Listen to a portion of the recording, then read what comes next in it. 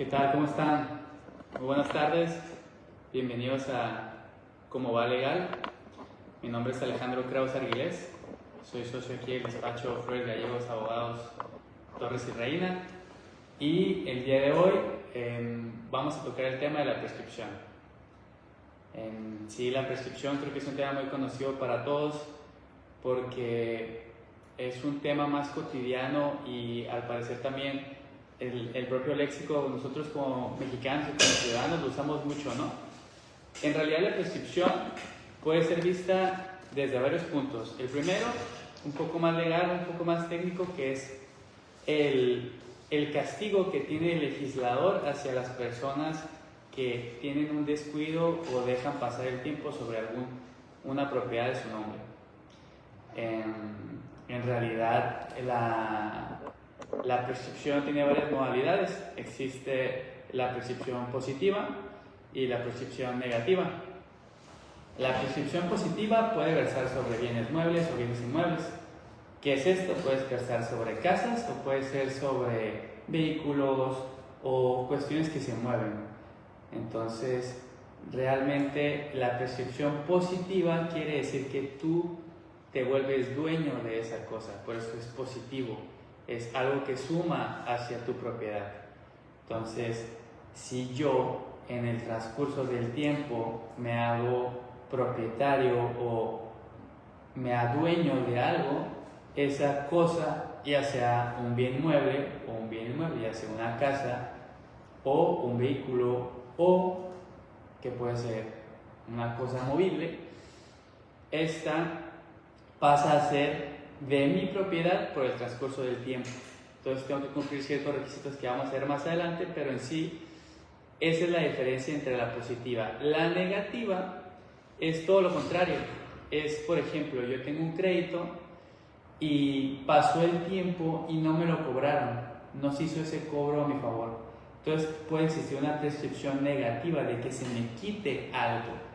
Entonces ese algo se me puede quitar, ya sea por lo mismo, porque quien tenía ese derecho para cobrar no lo hizo en tiempo, dejó pasar los años y pues es mucho más conveniente para, en este caso, si yo hubiera tenido una deuda, ya sea de un pagaré, ya sea de un crédito de una casa, ya sea el crédito hipotecario, ¿no? Que es el más común. Yo creo que la mayoría de nosotros, los ciudadanos, acudimos a este tipo de créditos para poder adquirir viviendas. Entonces, si el banco o quien adquirió ese crédito, pues al final no te cobró ese crédito, pues puedes acudir a ese tipo de prescripción.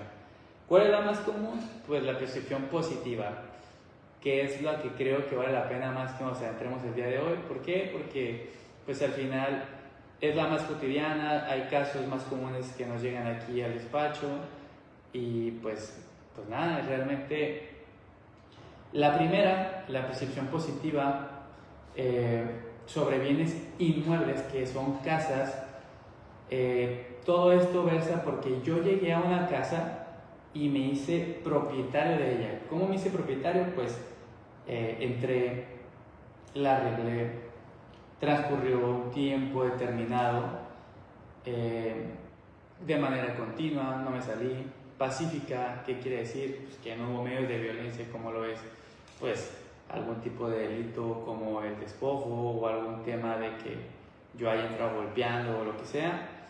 Y de buena o mala fe. ¿Qué quiere decir de buena o mala fe? La buena fe es porque yo tengo un título justo. ¿Qué es un título justo? Un contrato, puede ser ahorita ya la ley y la jurisprudencia lo marca como que son contratos de fecha cierta. ¿Qué quiere decir? Que son contratos mediante los cuales yo fui con un notario. Yo fui con un notario y estos o tienen la famosa nueva firma electrónica y fui, compré algo y pues lamentablemente no lo pude protocolizar, no pude regularizarlo de la manera correcta, pero entré a la casa. Entonces ya al haber entrado a la casa y haberlo hecho de buena fe con este contrato, pues ya nada más son 5 años. Y con esos 5 años ya puedo yo acudir a un juicio y decir, oye pues no lo hice bien, pero lo hice de buena fe, lo hice mediante un justo título. Y con ese justo título el juez te va a decir, ¿sabes qué? Con tu contrato, con tus testigos, con lo que me estás manifestando, pues evidentemente tú eres el dueño de esa cosa y la prescribo a tu favor. Ese es un tipo de prescripción, la de buena fe. La más común y la que todos ubican, ya sea por hasta los propios memes, ¿no? O hasta los propios temas de internet, es la de mala fe. ¿Qué es la de mala fe? Es que yo vea un terreno baldío y diga, ¿sabes qué? Se ve bien, hace mucho que no hay nadie y quiero entrar. Quiero entrar y entro y no tengo un justo título, o a lo mejor se lo compré de manera muy informal a alguien y dije, ¿sabes qué? Pues voy a entrar, la voy a arreglar, voy a estar de manera pacífica, de manera continua, por concepto de propietario, pero pues al final pues no tengo un justo título, no tengo un título ante notario, no tengo un título que es de fecha cierta. Entonces, pues lo único que hice fue entrar y poseer. Entonces, ahí el legislador, que es quien hace las leyes, te dice, ¿sabes qué? Pues como no tienes un justo título, no son 5, es el doble para ti, son 10. Entonces, ya tienes 10 años ahí y puedes acudir ante un juicio y demandar esa prescripción positiva de mala fe sobre la casa que entraste y dijiste, ¿sabes qué? Pues me gustó, o el terreno que viste y pues construiste. Entonces, en realidad, pues son los casos que nos llegan mucho, tanto para defender como para ayudar.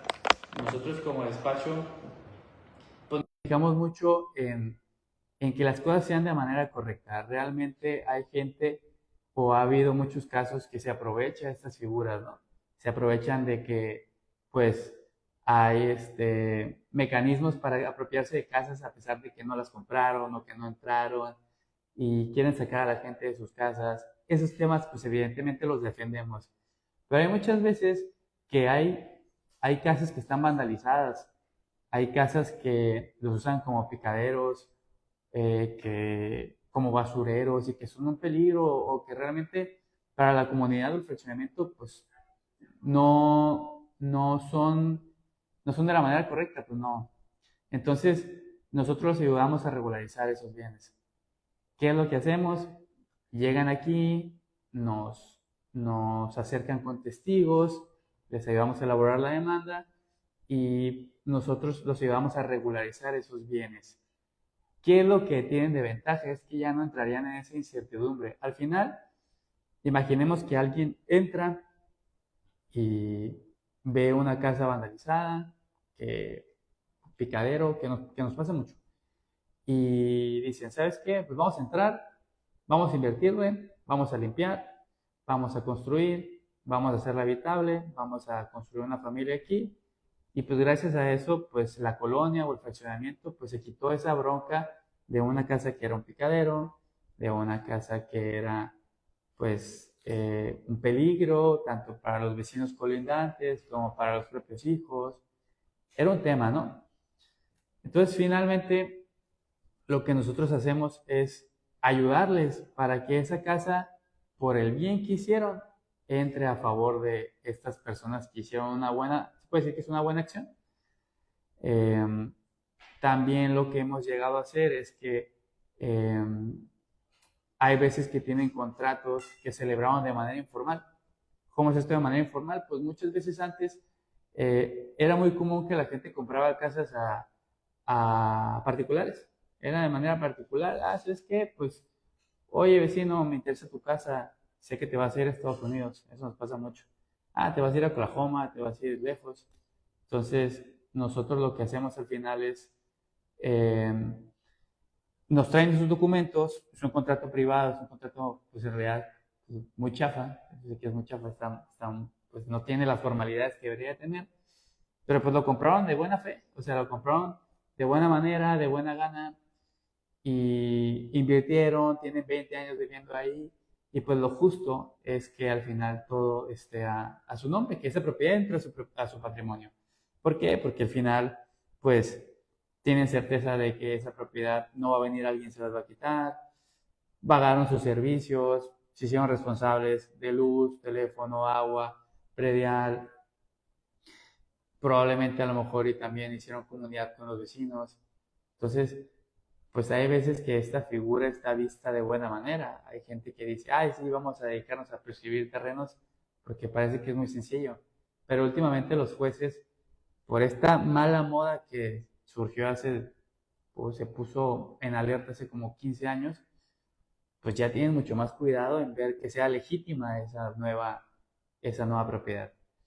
Entonces, eh, la recomendación siempre que nosotros tenemos en sí a los clientes y al ciudadano es, pues, que regularice su casa, que si la compraron y no está su nombre en registro público, se acerquen con nosotros, o se acerquen a alguien de confianza y digan, ¿sabes qué? Pues vamos a ponerlo a mi nombre, porque al final, si está a nombre de alguien más, en cualquier momento puede llegar esa persona y decir, oye, ¿sabes qué? Pues véngase, esa es mi propiedad, esto es mío y pues lo quiero de regreso. Por más que a lo mejor haya durado 20 años, probablemente nos ha tocado casos donde se fueron a Estados Unidos. Digo, el tema de que se vayan a Estados Unidos es muy común por el hecho de que somos frontera. Entonces, como somos frontera, pues en realidad pues hay muchos casos donde familias dejaron todo y se fueron a Estados Unidos. Entonces, gente hizo su vida en esas casas intentando prescribirlas y a lo mejor dijeron, ¿sabes qué? Ya pasaron 20, 30 años y jamás vinieron. Pero probablemente no vengan los dueños, pero a lo mejor vienen los hijos de los dueños. Entonces, esos hijos que le preguntaban a sus papás, oye, ¿qué tenías en Mexicali? Ah, pues ¿sabes qué? Pues tenemos una casa, pero ya no sé qué pasó.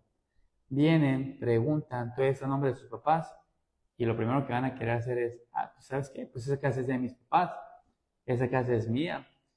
Entonces, es por eso el hecho de que tienen que regularizarlas. Hay otros supuestos donde hay gente que dejó su casa por azar del destino y se la dejó encargada a alguien, pero con confianza, o a lo mejor se le decían, ¿sabes qué? Te vamos a pagar, te vamos a dar una cantidad anual para que pague los servicios, para que te haga responsable de la limpieza y pues que le eches una vuelta. Y regresan y esa casa pues ya la habita a quien se la prestaron, pues, y no se la quiere regresar. Entonces también bajo ese supuesto nosotros tenemos, y la ley prevé herramientas para recuperar esas casas que son de su propiedad. Entonces están los dos lados de la moneda. Está el lado de la moneda donde se hacen las cosas de buena manera y se quiere mejorar y quieren hacerse de esa propiedad porque o la quieren de manera informal o de verdad está banalizada o todo lo que conlleva una buena fe o unas buenas intenciones sin dolo. Y está el otro lado donde pues por azares de la vida te tuviste que ir y regresas y resulta que está manganito o quién sabe. Entonces, realmente el tema de la percepción es muy amplio, es demasiado amplio, tanto en favor, tanto en contra. Creo que hay manera de que pues todos seamos conscientes de los alcances de de la misma figura de la percepción, de lo que conlleva, de lo que se trata, de cómo nos puede beneficiar, de cómo les puede perjudicar. Eh, el ejemplo que les ponía del crédito, pues en realidad no es una invitación para que no paguen, sino realmente es que tengan conciencia de que si hay un crédito, por ejemplo, un crédito hipotecario, y yo dejé de incumplir en 2016, marzo de 2016, dejé de pagar porque se me atoró, porque ya no pude, por lo que sea, dejé de cumplir con una obligación, porque es una obligación. Y al final el banco nunca llegó y pasaron 10 años y estamos a junio de 2026, pues ya pasó 10 años y 2 meses. Entonces, si nunca me cobraron, pues en realidad ya no tendría la obligación de pagar. Entonces, por eso se hace hincapié en la insistencia de que pues la figura de percepción tiene tanto su punto bueno como su punto malo. A lo mejor un banco te va a decir, oye, pues no deberían de decir eso, pero también es una alerta hacia el banco de que pues no deje pasar tanto tiempo para cobrar sus créditos. Y no solamente bancos, sino particulares que presten, ya sea un pagaré para ejercer cierta acción tienes 3 años. Entonces, si a mí me debe fulanito, pero yo en 3 años pues decidí a partir de que se venció pues no cobrarle, pues también es un castigo para mí por el desinterés que tuve y un beneficio para, en este caso, quien no pagó. Pero realmente no se trata de eso, se trata de estar alertas para que no opere en tu contra la percepción negativa y ver en ciertos casos que la percepción positiva opere en favor tuya. Entonces, es un tema muy amplio.